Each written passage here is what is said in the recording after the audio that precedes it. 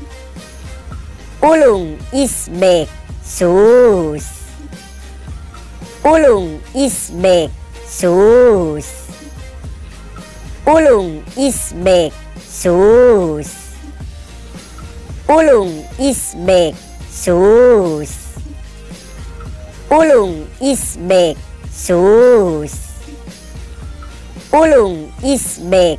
Sus. Ulung is back. Sus. Ulung is back. Sus. Ulung is back. Sus. Ulung is back. Sus.